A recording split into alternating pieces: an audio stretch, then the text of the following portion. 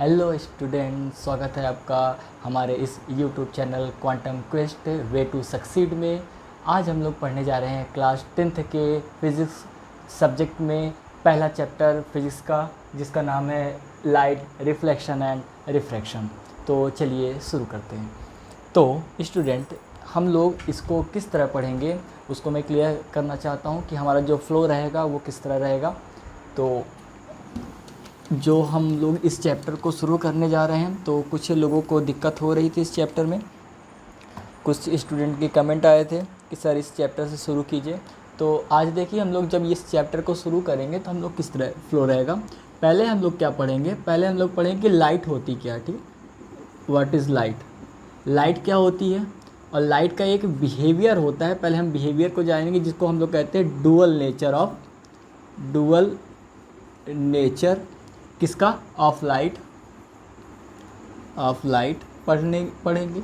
इसके बाद जो हमारा मेन टॉपिक आएगा वो आएगा रिफ्लेक्शन। यहाँ स्टूडेंट हम लोग रिफ्लेक्शन में भी किसके दो प्रकार के होंगे। एक होता है आपका प्लेन मिरर के थ्रू होता है, और एक आपका होता है कर्व मिरर के थ्रू होता है। कर्व मिरर में भी दो पार्ट होते हैं। एक होता है आपका कॉनकेव मिरर और एक होता है आपका कॉन्वेक्स मिरर, ठीक है। इसके बाद जब हम लोग आगे बढ़ेंगे तो हमारा जो लास्ट टॉपिक आएगा इसका आएगा रिफ्रैक्शन भी सिर्फ दो टाइप्स के होंगे। रिफ्रैक्शन में हम क्या करेंगे, जब हमारा रिफ्रैक्शन चालू होगा तो एक हम लोग पढ़ेंगे ग्लास के थ्रू, सिंपल एक ग्लास के थ्रू पढ़ेंगे। और ग्लास के बाद हम लोग किसके थ्रू पढ़ेंगे, कर्व जो आपके ग्लास होते हैं जिसे हम लोग कहते हैं कॉनकेव लेंस, और एक आ जाएगा इसी का कॉन्वेक्स लेंस, ठीक है। और इसके अलावा क्या पढ़ेंगे, इसके अलावा एक और टॉपिक होता है जिसे हम लोग कवर करेंगे, वो होता है आपका आर इक्वल टू, जो आप अगर ये पढ़े होंगे तो आपको पता होगा आर इक्वल टू क्या होता है। आर और एफ़ का रिलेशन, जिसे मैं बता देता हूँ, आर एंड एफ़ का जो रिलेशन होता है ये हम लोग पढ़ेंगे। ये कुछ एग्ज़ामों में आ जाते हैं स्कूल में आपके। दूसरा हम लोग क्या पढ़ेंगे, रिफ्रैक्टिव इंडेक्स की बात करेंगे, ठीक है ना। और हम लोग पावर की बात करेंगे, पावर ऑफ लेंस। इतनी चीज़ें हम लोगों को इस लेक्चर के थ्रू कंप्लीट करनी है, ठीक है ना। तो हम लोग धीरे धीरे इस सीरीज़ को आगे बढ़ाएंगे। आप हमारे साथ जुड़े रहिए, मैं आपको सभी टॉपिकों को एक एक करके करवाऊंगा, ठीक है ना। तो दोस्तों, हम लोग अगर आते हैं, पहला मैं इसको अगर समझाता हूँ, इसको समझाने के बाद इसको समझाऊँगा तो आपको ज़्यादा समझ में आएगा। तो क्या हुआ था दोस्तों, ध्यान दीजिएगा।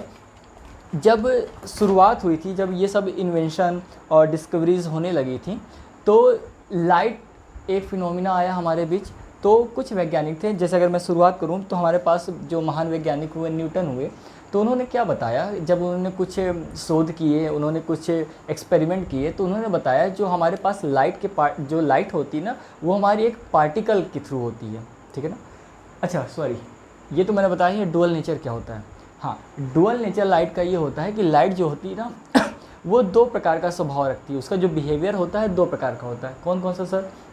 एक उसका बिहेवियर होता है, लेट मी राइट, एक इसका जो बिहेवियर होता है वो होता है रेस के फॉर्म में, जो हम लोग को इस चैप्टर में पढ़ना है। और दूसरा होता है उसका वेव के फॉर्म में, ठीक है ना, वेव के फॉर्म में। तो यहाँ ध्यान दीजिएगा, जो न्यूटन साहब ने कहा, उन्होंने कहा जो हमारे पास लाइट होती है ना, तो लाइट बनी हुई है छोटे छोटे पार्टिकलों से बनी हुई है, जिसे कार्पसल्स कहते हैं, ठीक है ना। तो कार्पसल्स का मतलब ये होता है स्मॉल पार्टिकल। तो जो हमारी लाइट होती है वो किससे बनी हुई है, छोटे छोटे स्मॉल पार्टिकल से बनी हुई है। ये किसने कहा, ये कहा न्यूटन साहब ने। इसके बाद क्या हुआ, कुछ शोध और बढ़ते हो गए। तो बाद में क्या हुआ, एक और वैज्ञानिक हुए, लाप्लास वैज्ञानिक हुए। उन्होंने भी क्या किया, इस थ्योरी का समर्थन किया। उन्होंने बोला कि ये किससे बनी हुई है, पार्टिकल से बनी हुई है, ठीक है। यानी पार्टिकल वाला बिहेवियर कौन सो कर रहा है, रे कर रहा है। इसके बाद क्या हुआ, आगे आके कुछ वैज्ञानिक हुए, जैसे हाइजेनबर्ग का आपने नाम अगर सुना होगा तो ठीक है, नहीं तो आगे आप जाके सुनेंगे। तो हाइजेनबर्ग साहब ने क्या कहा, उन्होंने कहा कि नहीं नहीं, ये पार्टिकल से नहीं बनी हुई है, ये किससे बनी हुई है, ये पार्टिकल से बनी ही नहीं हुई है, ये एक प्रकार की एनर्जी है जो किसके जैसे है, वो जो है जिसका बिहेवियर है बिल्कुल साउंड जैसे है। तो साउंड में क्या होता था सर, साउंड में अगर आप लोगों ने पढ़ा होगा तो साउंड में पता होगा कि आपको जो एक पार्टिकल होता है ना, तो मीडियम के थ्रू क्या करता है, मीडियम के थ्रू वो वाइब्रेट होता है। जैसे एक पार्टिकल रखा हुआ है तो पार्टिकल अपने स्थान को नहीं छोड़ता है, जिस प्लेस पे वो रखा हुआ है वो उसी प्लेस पे रहता है, बस वो क्या करता है उसी तरह वाइब्रेट होता है, एनर्जी को ट्रांसफ़र करता जाता है। मतलब अगर उसका वाइब्रेशन हो रहा है तो ये वाइब्रेशन ऐसे होगा, वाइब्रेशन की जो एनर्जी निकलेगी वो अगले पार्टिकल को हिट करेगी, और वो अगला पार्टिकल अगले उसका जो वाइब्रेशन होगा वो अगले पार्टिकल को हिट करेगा। इस तरह क्या होता है, साउंड वेव ट्रेवल करती है। और यहाँ क्या हुआ, यहाँ तो लाइट जो है, लाइट के पास तो पार्टिकल ही नहीं है, लाइट को ट्रेवल करने के लिए मीडियम की ज़रूरत ही नहीं है, तो इसमें तो पार्टिकल भी नहीं है। तो उन्होंने कहा कि जो आपका लाइट है वो एक वेव की भांति जो बिहेवियर होता है उसका शो करता है, ठीक है। तो और इन्होंने कहा कि जो ये जो वेव वाला सिस्टम है ना, तो ये कैसी वेव है, ये इलेक्ट्रिकल मैग्नेटिक इफेक्ट वाली है, यानी जिसे हम लोग कहते हैं ईएम वेव।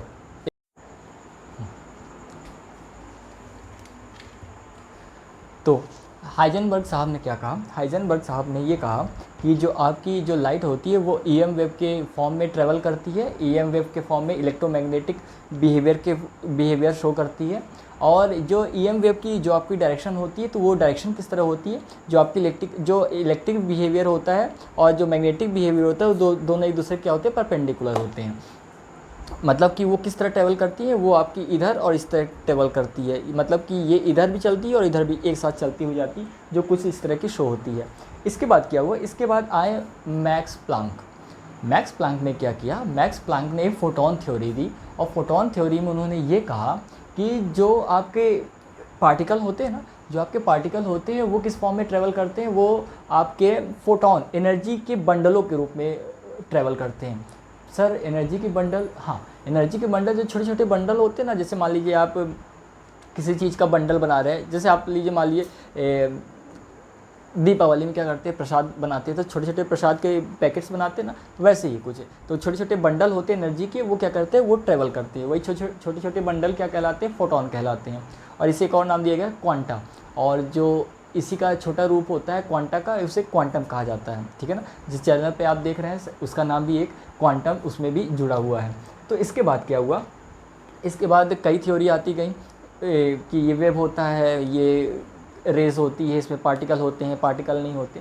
तो क्या किया गया, हम लोग सभी वैज्ञानिक एक साथ जुटे, और उस समय एक और वैज्ञानिक हुए थे, डी ब्रॉगली या डिब्रोई भी जिसे कहा जाता है, ओरिजिनल में प्रोनाउंसिएशन डिब्रोई है। तो वो क्या हुआ, वो थोड़ा जाने माने वैज्ञानिक थे और ऊपर से वो कुछ प्रिंस टाइप के थे। तो क्या किया, सभी को इकट्ठा किया और बोला कि ये रोज़ जो ताम झाम आप फैला रहे हो, लड़ाई कर रहे हो, इससे अच्छा है छुटकारा पाओ। हम क्या करते हैं, कंक्लूज़न पे आते हैं, ना हम आपकी सुनते हैं ना आपकी सुनते हैं, दोनों की सुनते हैं। तो उन्होंने क्या किया, दोनों को, वेब थ्योरी को और रेस थ्योरी को, दोनों को मर्ज कर दिया और कहा कि जो हमारे पास लाइट होती है उसका जो नेचर होता है वो कैसा होता है, डुअल होता है, ठीक है ना। तो वो कभी कभी बिहेवियर करती है पार्टिकल्स की तरह भी और कभी बिहेवियर करती है वेव्स की तरह भी, ठीक है। तो जैसे कि अगर मैं आपको बताऊं वेव्स की बात करूं, तो आपने अगर ईएम वेव्स के बारे में थोड़ा बहुत पढ़ा होगा तो आपको पता होगा कि जो ईएम वेव्स होती हैं, जैसे आपका एक्स रेज हो गई, यूवी रेज हो गई, आपकी आईआर हो गई, इंफ्रारेड हो गई और गामाज रेज हो गई, तो इन सभी रेज जो होती हैं वो हमको दिखती तो नहीं दिखती है। और ये ट्रैवल कैसे करती है, वेब में भी वैक्यूम में भी कर सकती है। हमको जो ये पूरा स्पेक्ट्रम होता है ना, जो आगे चल के मैं आपको दिखाऊंगा, तो जो आपकी पूरी स्पेक्ट्रम होती है ना, तो उसमें सिर्फ छोटा सा पार्ट होता है विजुअल लाइट का। जो सन से पूरी लाइट आती है ना, स्पेक्ट्रम आती है, उसका सिर्फ छोटा सा पार्ट होता है विजुअल लाइट का, सिर्फ हम उतने में ही देख पाते हैं, ठीक है। अब हम कंक्लूड करते हैं फिर से। तो जो हमारे पास कई वैज्ञानिक हुए, उन्होंने पहले बोला कि जो हमारे पास लाइट होती है वो किस फॉर्म में होती है, पार्टिकल्स के फॉर्म में होती है, पार्टिकल्स के फॉर्म में ट्रैवल करती है। अगर कोई पार्टिकल होगा तो उसके लिए मीडियम की भी ज़रूरत होगी। लेकिन कुछ वैज्ञानिक आए, उन्होंने बोला कि जो लाइट होती है वो वेव के फॉर्म में होती है, इलेक्ट्रोमैग्नेटिक वेव के फॉर्म में होती है, उसको ट्रैवल करने के लिए मीडियम की ज़रूरत नहीं पड़ती है, ठीक है ना। और फिर जब सभी वैज्ञानिक एक मत हुए तो इन्होंने कहा कि दोनों की तरह बिहेवियर करती है, इसलिए इसको क्या दे दिया गया, डुअल नेचर नाम दे दिया गया, ठीक है। अब इसके बाद अगर मैं कंक्लूड करूं, अब इस पे आता हूं लाइट पे। तो लाइट क्या होता है, अब मैं लाइट की थ्योरी, अब लाइट की मैं डेफिनेशन दे सकता हूं। तो light is a energy which provides to see our environment. ठीक है, लाइट एक ऐसी ऊर्जा है, एक ऐसी एनर्जी है जो हमें ये कैपेबिलिटी देती है कि हम अपने चारों ओर की चीज़ों को देख सकें। ठीक है सर, तो ये तो आपने ये वाली थ्योरी दे दी इसकी। चलिए, इसकी थ्योरी ये है कि जो आपकी लाइट होती है वो एक ईएम वेव होती है जो कि आपकी एक मीडियम के थ्रू भी पास कर सकते हो आप, और जो विदाउट मीडियम भी पास कर सकते हो।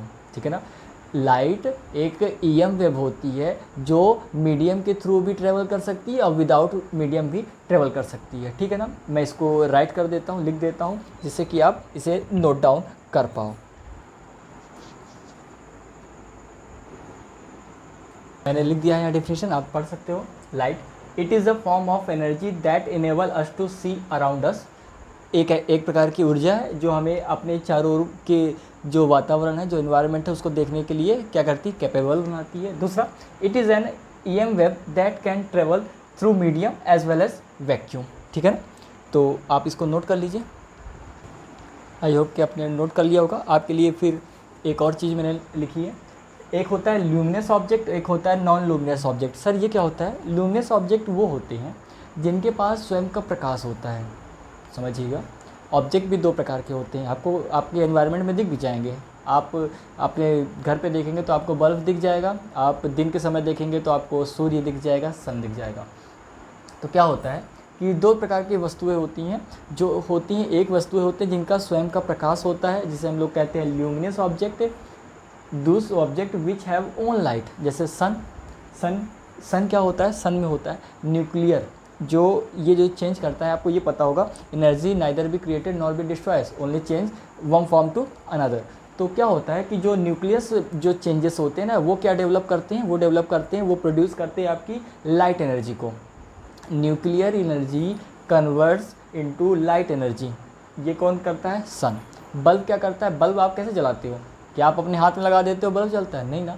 तो क्या करते हो, आप उसको होल्डर पे लगाते हो, और होल्डर पे आती है एनर्जी आती है। किस फॉर्म की एनर्जी आती है? आती है इलेक्ट्रिकल एनर्जी।